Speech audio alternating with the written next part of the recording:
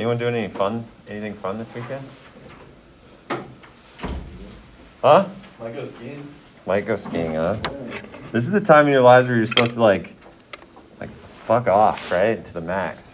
That's what they say. Like fishing derbies and shit like that. It only gets worse, okay? No, it gets better actually. I'm so glad I never have to do homework again. All right, so we talked on Wednesday, right? We made it through finally all the way through this little short example that was just trying to highlight the components of the finite element analysis, right? And get everybody on the same page of what's going on, right? We're taking a real world problem, we're creating a mathematical model of it, right?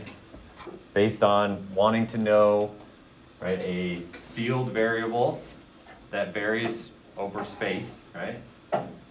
And then we come up with a solution to that, right, at discrete points, right? We discretize the model, we separate it up into a bunch of different pieces, a bunch of little pieces, right? We figure out what the values are at the nodes, right, where each of these pieces are connected. And then we have assumed a displacement function, right, or interpolation function of how that field variable changes based on those nodal values between nodes, right? Simple as that. Highlighted the fact that our displacement function that we assumed didn't look too bad, right? We had some sources of error, right? We have sources of error of where we calculate the actual displacement, right, or deformation at.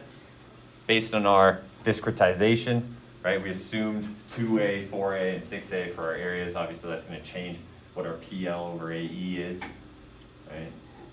So we have some errors at the nodes. We have some errors due to our rudimentary assumed linear displacement function, right, interpolation function between nodes. And then we saw that as you get further away from that initial field variable, right, take derivatives or derive things based on that displacement function, we can get grossly away from the actual result. Okay?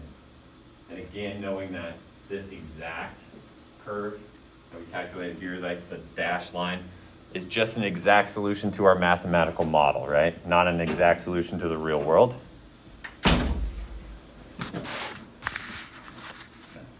So if we step back finally and look at the entire process,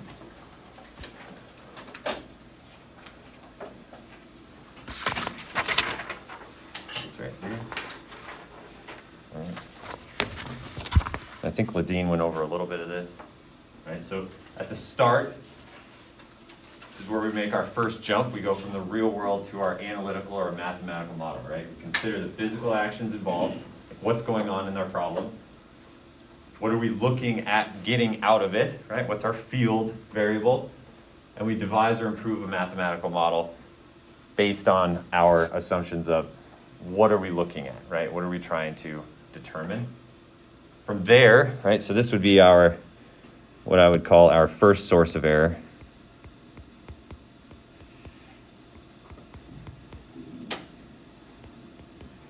Right, this is where we assumed uniaxial stress. We neglected the self-weight, right, all of those things, which can obviously boil in or bake in some error into our results. Then before we go anywhere there, this is the flowchart from Cook's textbook, right? They ask you to obtain approximate results for subsequent comparison with your FEA results, right? This is your validation.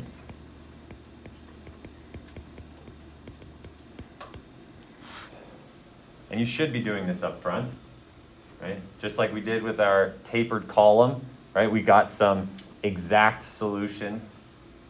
Luckily, we were able to formulate an exact solution with which we could use to compare what our analysis results are and see how close we are and make sure it maybe fits the curve that we were expecting or hits the magnitude of values that we were expecting, right? So we always want to at least step back and think of things that we know, right, based on our understanding of the behavior, okay, and the forces involved. Then we want to plan a finite element discretization, right? We're going to separate this mathematical model into discrete elements. This is our next source of error, right?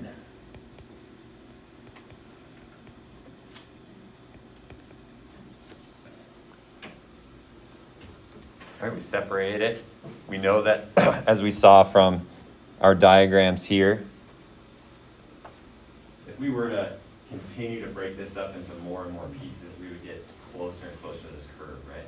We broke this up into shorter and shorter pieces, as Elias mentioned, right? In the center is where we would cross the exact solution. So if we made those steps smaller and smaller, so we make a decision here on how many steps do we take, how many divisions do we need in order to, again, go back to what we're actually looking for, okay? What are we interested in? And we have a source of error from that. We have a source of error from not only separating up into pieces, but we have to figure out an element, right? For our column, we used a linear element, uniaxial linear element. It had 2 degrees of freedom. The node at the top and bottom could only move in one direction, right? So we have 1 degree of freedom on each end of our element. Well, in some cases, that may have not been the right selection process, right? That may not give us what we want. And so we can have sources of error by just picking the wrong element. Right? So then it jumps into our FEA software. This is where we're going to spend a good part of the semester with visual analysis, right? Where it pre-processes, right? This is where we build the finite element model, right, in the computer. Then it goes through and generates and solves the equation of the finite element model. This is what we're going to get into next. We do some mechanics of materials type of derivation, direct derivation of our, say, stiffness matrices, right? And figure out the relationship between our stiffness, our displacement, and our forces within our system, right? Structures can really just be looked at as a big series of springs, right? Everything has a stiffness associated with it, and when it deforms, right, we have internal forces associated with that.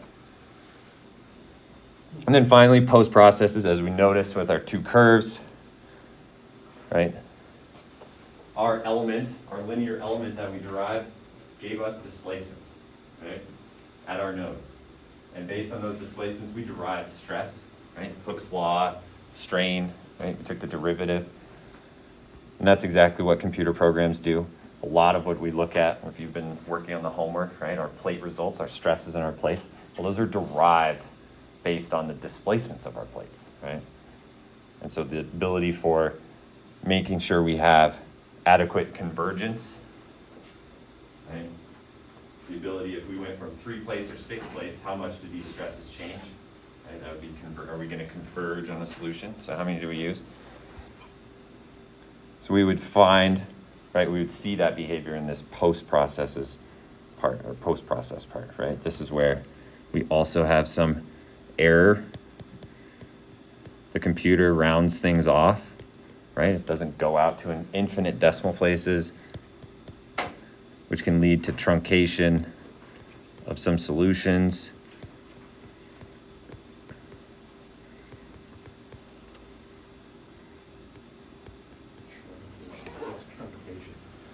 Like when you're going through and essentially you're going to cut off, right? The computer is not going to take it out to infinite decimal places, right? So you like truncate a number. And by doing that over and over again as it goes through numerical integration, it's essentially you're gonna lose accuracy just by the process in which it's calculating the results. Does that make sense?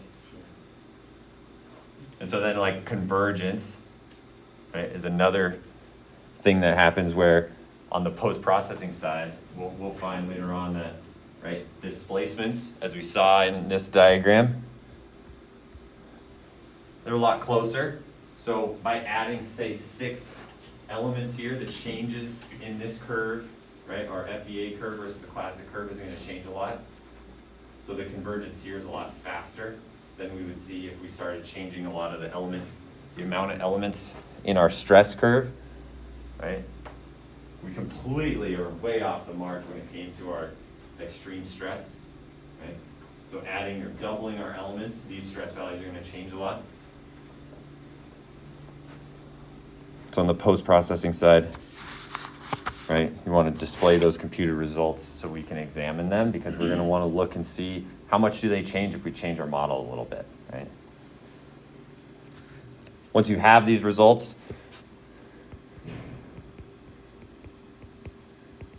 we go to this important step, right? This is something you might want to think about for the homework. All right, we're going to take our FEA results and look and see if are they free from obvious errors, Do they disagree with our boundary conditions that we intended for? Are the results physically reasonable, right? Do they agree well with our predictions all the way back here when we had some sort of validation? Right? We had some idea of what our results should be, whether it's the shape of the curve or the magnitudes of things, whether we bound the actual result, right? We had all of those things we did in ours. So you might want to think about that for the homework as well. If it does meet it, right, we can jump to the next one. Are the error estimates small? Like how much does it deviate? Does changing the mesh change our results by a lot? Right? Say like how. Like the homework. Like how? Right? You write in capital letters because you have bad handwriting. Wow. Do I have bad handwriting because I write in capital letters, Well, or? with capital letters, I've heard that's like a strategy. Actually, Barry's told me that. It's like people who have bad handwriting. I actually feel like I write a lot better not on a tablet. Like I hate writing on a tablet. I could totally see that. Like this, like I'm very disappointed in my handwriting. Actually, thanks for bringing it It's up. not bad. Thanks for bringing it up, Elias. No, I appreciate it. Oh, that's good. I just wonder if it was Yeah, no, that's fine. Talk shit. Keep going. Yeah, no, I started in college. Probably freshman or sophomore year, yeah. all capitals. All capitals. And yeah, maybe, I don't think my handwriting was terrible, but I'm telling you it's better when I write on like a nice pad. Now I'm nerding out here, right? A nice thick engineering pad with, I don't have it on me, it's in my office. I have like a certain pen that I always like to use. I started writing in pencil. I don't know, maybe you guys will switch. When I started in the consulting world, I started doing calcs in pencil. And at some point, like a couple years deep, I changed to pen. Never go back. Always gotta have white out next to you, but just writing in pen is just so much better. I write so hard that I break the lead off. So if you learned anything today, learn that, okay?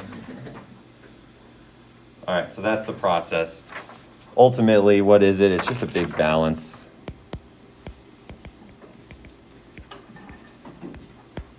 What's it a balance of? Well, are you gonna just be a button pusher? Ladine has, I'm assuming he's mentioned some of this. Or are you gonna be an analyst? Right? Paralysis by analysis.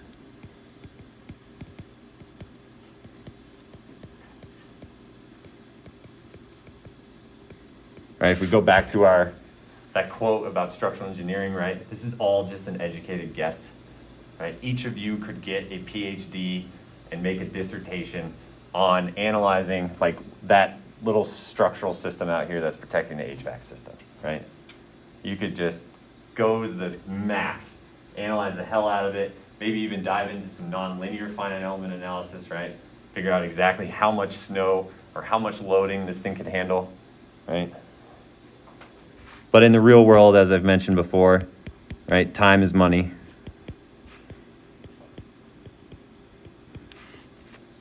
Right, and as I've also mentioned before, when we go through and we're figuring out our field variable, right, it's displacements, right, we want sufficient detail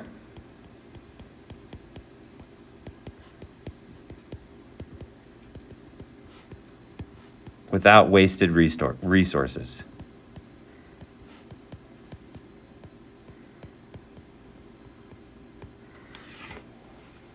Right? And honestly, all of this comes from experience.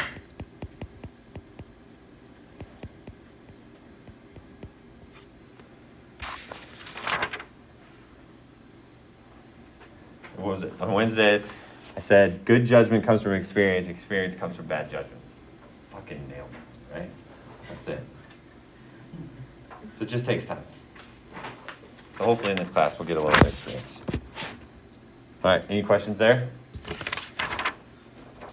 So think about this process when you're doing the homework, right? We're validating something, right? You have a goal. You're trying to validate whether or not uniaxial stress was a good assumption to make. right? So that's your field variable that you're trying to calculate. You want to make sure you get convergence. You want to have something to relate that back to. So does my model output seem reasonable? Even if it's as simple as going back to our exact solution, right? We had some bounding values. Want to make sure that you're within those bounds. Okay.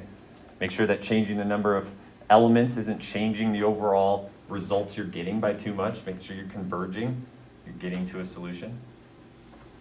Okay. What do you mean, is it a good? There it is. Knew there was somebody that didn't understand. Well, no, when you say that's your field variable, is it a good model for it? Isn't that a pretty like subjective? For sure, question? right? Yeah. No, it is. I mean, and that's where I'm interested to see your thought process and your explanation of why you devised the model you did, So we right? can kind of go into, okay, continue, sorry. Does that make sense? Yeah. Okay. Kind of. I mean, it's like there isn't a right answer. Does it? I mean, there is, So we like, but there isn't, right? There's I wouldn't say there's one right answer. There's like 1,000 right answers, right? wait, I mean, that's like engineering. yeah, I know. Yes. So you mean that we need to go back and forth with couple models, or just stick with one model only, that, or you go with this model, then you change another one to see? I would say you would come up with a model, right? And then you would get results. And you feel comfortable about the results of that model.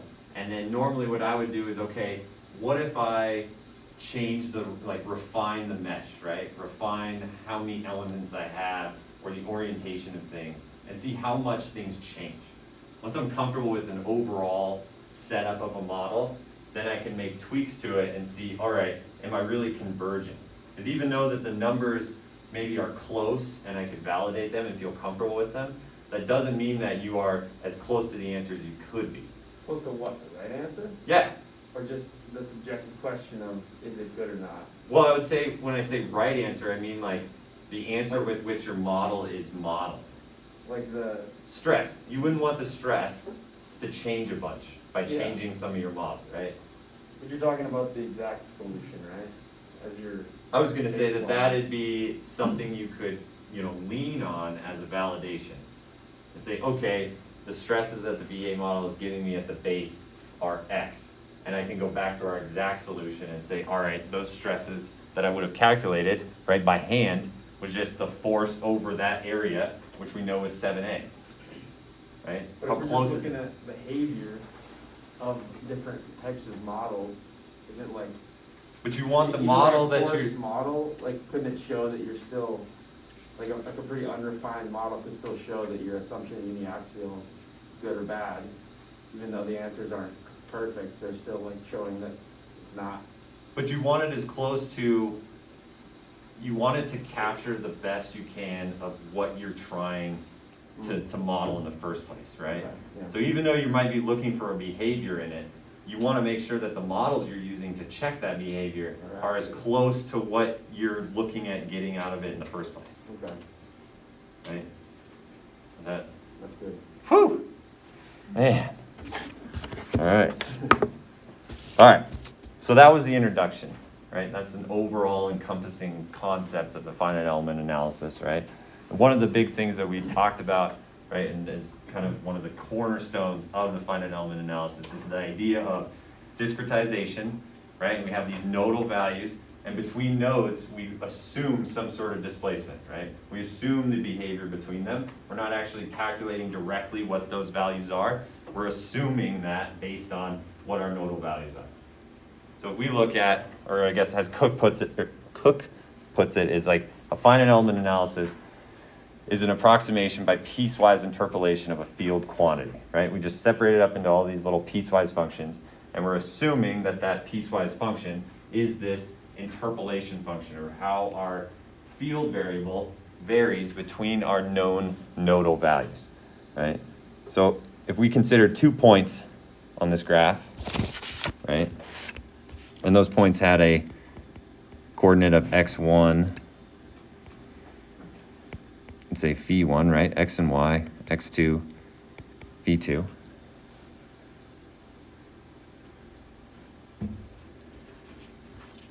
if you wanted to know the value of phi between these 2 points, right, you would want to fit a function, say phi sub x, right, this variable in terms of a dependent variable, to the known points and then evaluate that function at the point of interest, right? So you would assume some sort of function that connects these 2 known points, right? And that function would be say some function of x that would give you your phi. Right? And in this case, which one of these would be, well, I guess it would, yeah. Which one of these, based on phi sub x, would be our field variable? Phi. Yeah, phi. This is our field. Leas, now you have me like trying to write in lowercase. Don't start mixing them together. Oh, really? Barry mixes them together. His handwriting sucks. Is my handwriting, is that better than his? Oh, it's good. Woo! Like Barry writes in capitals because it sucks. Like Okay. Morley had really terrible handwriting. Morley is horrible. And so but then Morley, I guess, has had now, like, he went completely to capitals and now is making the shift back to lowercase because after you write in capitals, it gives you like hand control or something, and then it makes you slow Wow.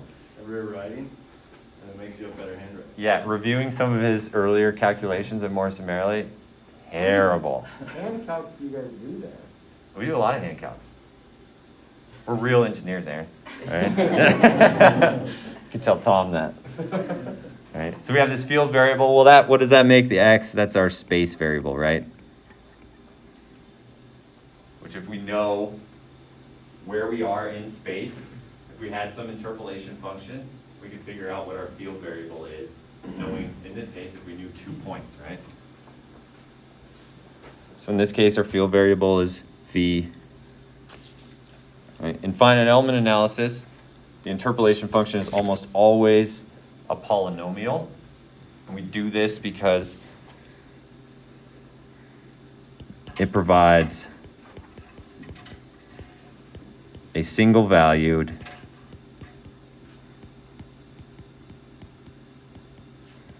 and continuous field. Right? We can't have massive steps in this function, right? We want it to be continuous, and we want our variable, like our phi sub x, when we plug in a space variable, right, knowing where we're at, we're going to get a single value out. So it's a polynomial. In terms of, say, generalized degrees of freedom, and this is our way of essentially stepping back and devising our polynomial. If we had a line element, that's what we would call this, line element, it has 2 degrees of freedom, right? It has our phi sub 1, or our phi of our first node and our phi of our second node. Right, so we have 2 degrees of freedom, which yields, right, so we have a line element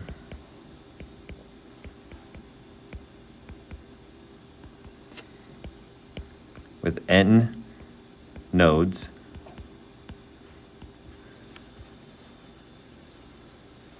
Right, each one of those nodes has 1 degree of freedom. We can generalize those degrees of freedom with the summation of a sub I, x sub I, from I equals 0 to n is phi. That's how we devise our equation. This will make more sense as we continue. Is it x sub I or exponent I? Exponent I. So as we increase in nodes, or in this case in degrees of freedom, right? As if I was 0, right? We just get a sub 0. If I was 1, we're going to get a sub 0 plus a sub 1 times x. We just, build upon it, build upon it, build upon it as we continue on. Right? When n equals to 1,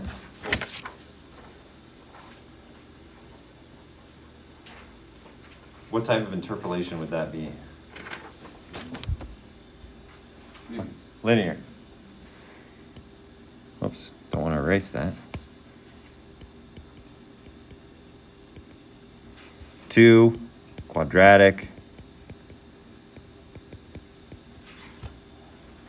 Right, and so on and so forth. We get into higher order polynomials as we continue up, right?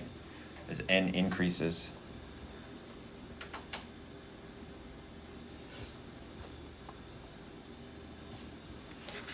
And as we did in our example, right, our generalized degrees of freedom, our a sub I, those can be expressed in terms of our actual known nodal values, right?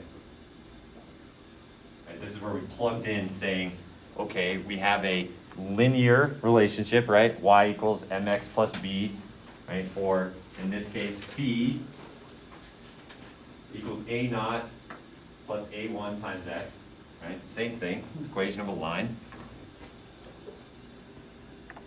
And those, each one of those generalized degrees of freedom, right, appear at known values of x. I'm going to give you some matrix equations here, because as you can imagine, the homework I give you is not going to be as simple as this. All right, to figuring out. You're going to do some really cool stuff. You're going to figure out what's the snow depth in Lodgepole. Well, that's the example we're going to do. You're going to figure out the snow depth in Montana based on known snow depths in other cities. Right? Coming up with a displacement or interpolation function, right? In this case, interpolation function that gives you, say, the snow depth, right? Based on knowing other points, right? Nodal values. So now our nodal values, right? Phi sub e, right? That'd be phi 1 and phi 2 equal this A matrix, which is our x evaluated at each of those known locations, right? So that's essentially just saying evaluating our, let's see if we can write this down, right? Phi sub e equals a naught plus a1 x, right? So each one of these is related to each degree of freedom, right? So if we have 2 degrees of freedom, we're going to have 2 values in this phi sub e matrix C. Right? It's going to have size of degrees of freedom. This row is going to be 1 column. A is our x matrix C, which is essentially that summation, right? This matrix here, this polynomial generating based on how many n's I have, right? So n equals 1. We're going to have 1 plus x evaluated at our known location. So it's 1 plus x1, right? Gives you the phi 1. That makes sense? 1 times a naught. Yes, 1 times a naught plus x1 times a1. Yes. So based on this, right, the sizes have to be the same. So what does that tell you? Well, that means that our generalized degrees of freedom is the degrees of freedom in our system. So if we're going to devise a polynomial, we can only devise it based on the number of degrees of freedom we have. So we start with a naught, a1. Well, if we have 2 degrees of freedom, we only get a naught and a1, right? Which lends us to only make a straight line between our 2 points. As we add additional degrees of freedom, we get additional magnitudes, or I guess powers of our polynomial to use, right? Because our n starts to increase, right? We go from n equals 1 to n equals 2, n equals 3, and so on.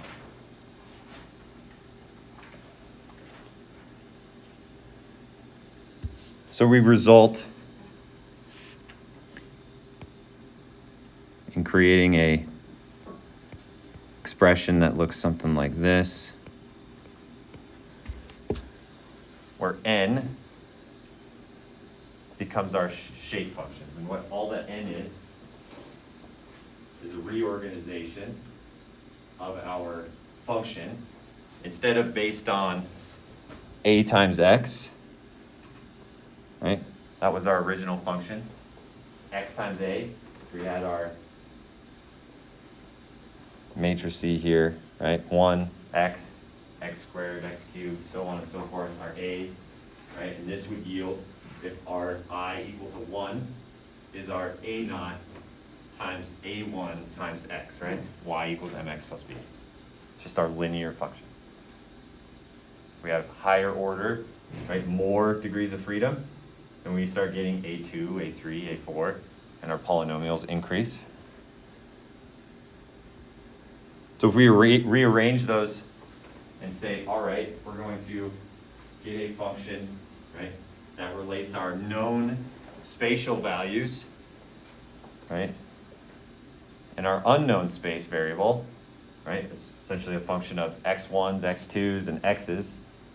We multiply that by our known nodal values, we can figure out our interpolation function, or our field variable at any point between our two nodal points. Right? N sub I states the interpolation function, which corresponds to a sub I when it's unity and all other a sub i's are 0. So this will make more sense in a second, okay? So if we go back to our 2 points, we apply this. We have a number of degrees of freedom, right? 2. So our n equals 2. Well, n equals 1 actually, but we get 2 polynomials, or 2 expressions, right? For 2 variables, a naught and a1, right? N equals 2. We get 2 generalized degrees of freedom. So our A matrix becomes a naught over a1. Our X matrix, right? Because it was x to the I, now becomes 1 and x.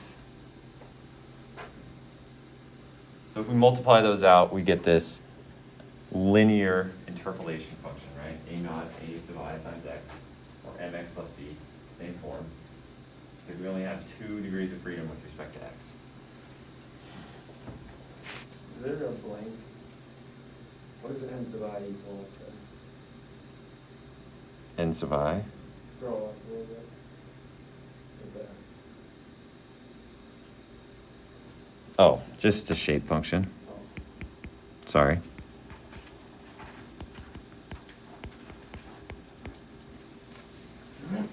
This is what we call our shape function, which is essentially describing what happens when a nodal value, right? So n sub I, if we have n1, right, times phi1, that's our known nodal value at the first node, right? And all the other nodal values were 0.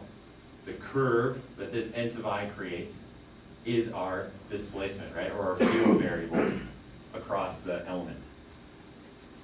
So it's basically telling you what is the contribution of our known nodal value to the interpolation function anywhere across it. That's all that it's given you.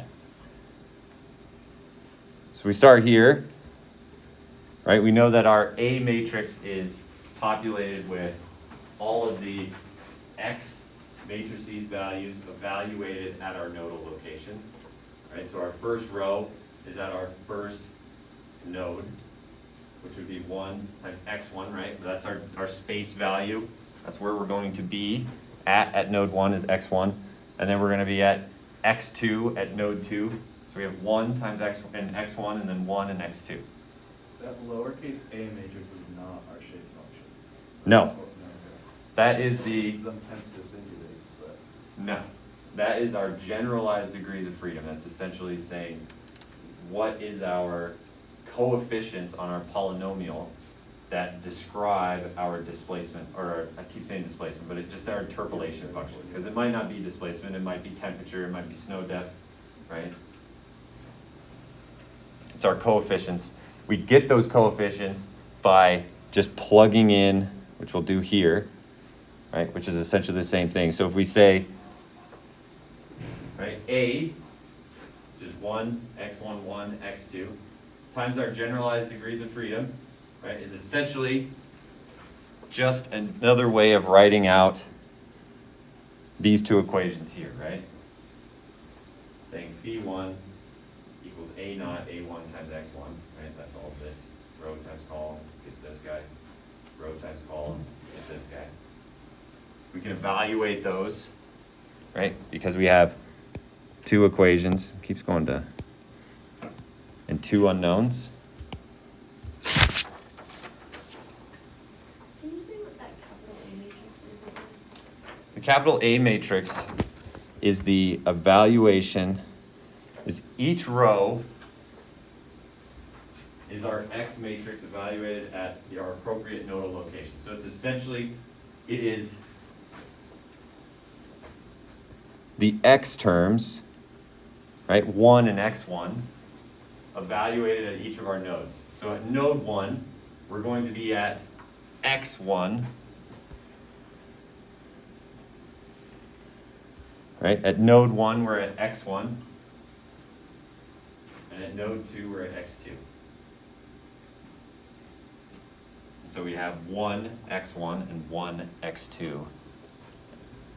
And that develops our A matrix. Does that make sense?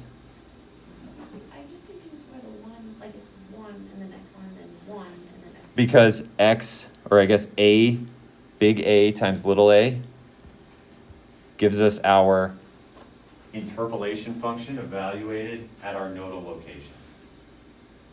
Right, so big A gives you your coefficients that are on top of our little a, or a generalized degrees of freedom. So big A times little a is essentially giving you the right-hand side of the interpolation function, right, which was A naught plus A1x. And so all we're doing is we're saying, all right, at phi equal to 1, we have A naught plus A1 times x1, because we're at x1. And then at phi 2, we're at A naught A1 x2. Okay.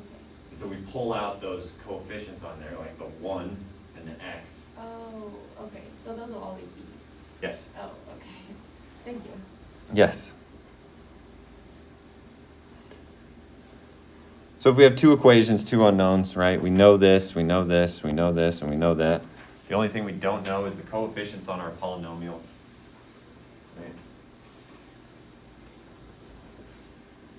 So if we rearrange the first equation, we get A naught equals to phi 1 minus A1 x1. And we get phi 2, right? Plugging in this equation into A naught. And we have A1 x2. We can rearrange that and get phi 2 equals phi 1. Do some more rearranging, we get what A1 is. Well, we now know what A1 is, and we know what A naught is. We can plug A1 into A naught, plug it into here. Right, we get phi 2 minus phi 1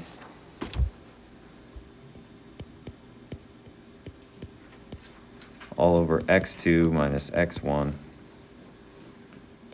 phi 1, phi 2 minus x, or phi 1, whew, confusing myself here, x1, all times x1. Don't forget that little x1. It cut off when I printed mine. So. Right? So all we're doing is saying, all right, we're essentially doing this by hand. So we have two equations, two unknowns. We're figuring out what are our coefficients to figure out, this is our interpolation function, right? As a function of our known nodal values, our known location of our nodes, and then some distance from our nodes, right? Some spatial value. Where are we between node 1 and node 2? Based on that, we can figure out what our field variable is at any position between those two nodes. Right? We go through that, right? This is pretty simple to do by hand, but as you add additional nodes, right, you're adding additional degrees of freedom, adding additional generalized degrees of freedom, right, the A's, adding in polynomials, right, this gets a little bit harder to manipulate. And so you can do this really simply in MATLAB or Maple.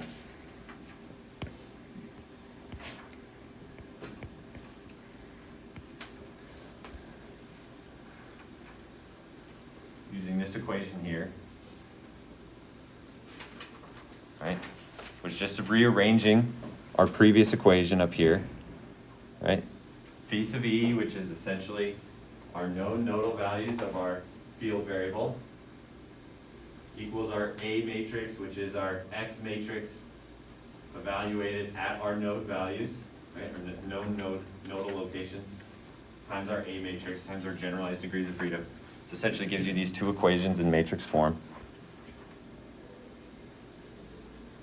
So we can use this equation as we continue to figure out, really we want this idea of a shape function, right?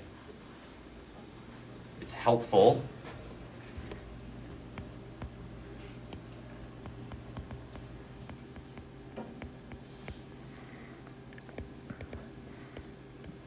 as we want to have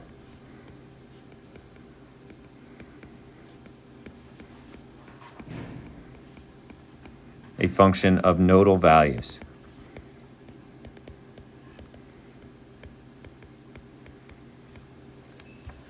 Right? If that's what we're calculating based on the finite element procedure, right? We're going to calculate known nodal values. It would be nice to have a coefficient, right? This shape function, which we can multiply by known nodal values and figure out within our spatial variable, right? A known value of our field variable. So we could take our big long equation up here. If we rearrange it, don't ask me how this happens, okay? We rearrange this, we'll do this thing. Move your hands like Mike does. Take this, we rearrange it. And we really want two coefficients as a function of phi1 and phi2, right? Our known nodal values of our field variable. And this ends up being x2 minus x all over x2 minus x1. And then we get x minus x1 all over x2 minus x1. And those coefficients are called shape functions. Because if this field variable, right, or the known nodal value, say was unity, and this value was 0, this expression here gives you the interpolation of what the actual field variable is going to be, right, between nodes 1 and 2. And that would be the definition of a shape function. Essentially gives you the field interpretation, or interpolation, sorry, if that nodal value is 1, for unity, and all the other nodal values were 0. And so as you start adding in additional nodal values, right, you're going to be essentially adding in contributions to our interpolation function from each of our known nodes. Well, how do you calculate that? Well, you merely take our X matrix times our big A matrix, and we can create a matrix expression for our interpolation function, right, our phi sub x, by just saying it's n times our known nodal value matrix, phi sub e, where n is x times a, the inverse of a.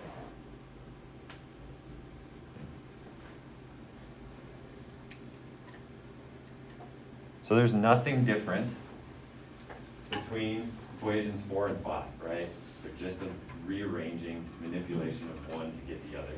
They're going to give us the exact same answer, right?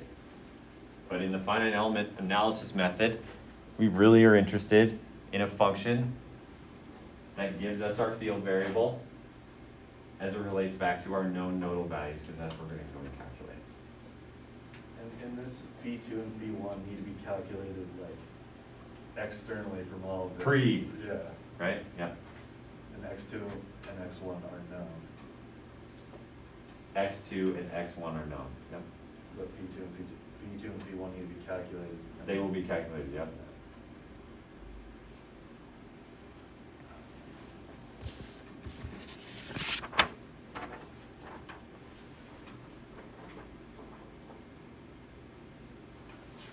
So as mentioned, right, 4 and 5 are the same equations, just in different form. And I mentioned, okay, so I plugged this into MATLAB and I plotted it, right? I plotted what is N1 and what is N2? And then what's the sum of both of them, right?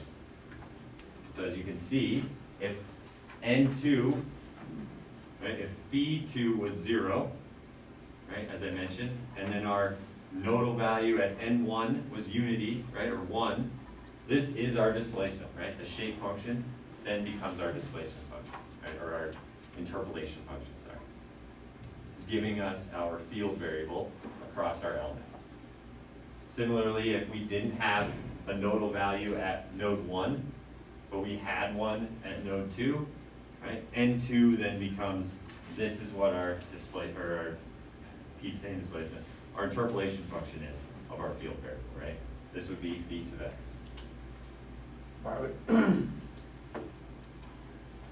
would it be 1 and 0 versus 0.5 and 0.5? You know what I mean? 1 and 0, it's because it's Are they each gonna contribute a portion? yes, to it's it? always, it's coming back to the amount of contribution of that nodal value to the overall value. And so you always have to get unity out of it. And so the way in which you have a valid shape function is if this guy must go from 0 to 1. It's 0 at the other end or another node value, right? Yeah, And then you get full contribution when you're at the node of interest. so there has to be both contributing up. It doesn't, if your nodal value at one node is 0, right? Then it is not contributing to the overall like field variable between the two nodes. At that one point, At that one point. At that one but point. it still has to be equal, both the summation of them have to equal 1. Yes, and so that's why overall, all of your shape functions need to be unit. How if you have, let's say, a quadratic function that you have 3 shape functions? Yes. How if you have that, like you have 3 or 4 shape functions that you have? Then it would be, this would be like, you might have one that does something like this, and then something that does something like this, right? Where at every point along the way, they all have to equal 1. The summation of them equals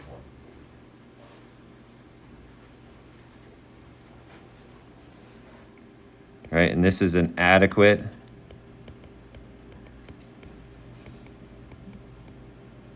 interpolation function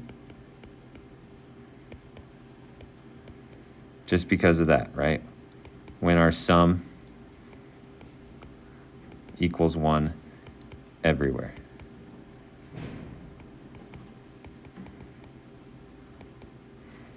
Right, this is our N1 plus N2.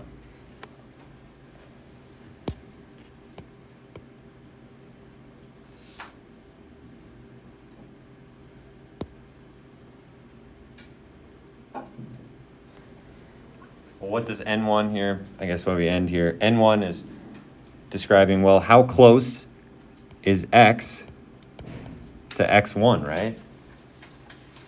How close are we to that first nodal value? And it gives us the interpolation function when phi1 equals 1 and phi2 equals 0. And similarly, our second shape function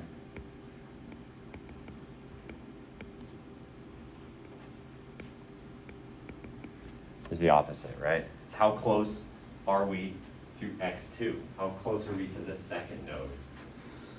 Is showing us our node, our second shape function. And then when we look at our interpolation function, right, our field variable as we go from node 1 to node 2, N2 gives us what is that interpolation function, right? What is our field variable between nodes 1 and 2 if our nodal value at 1 is 0 and nodal value at 2 is 1? Okay.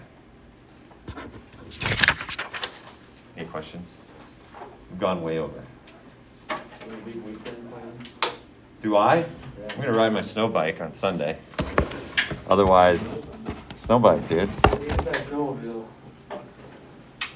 On what? Are you into snowmobile? No, they have their purpose, but I'd rather ride my dirt bike on the snow than snowmobile. Except for I wish we had more snow.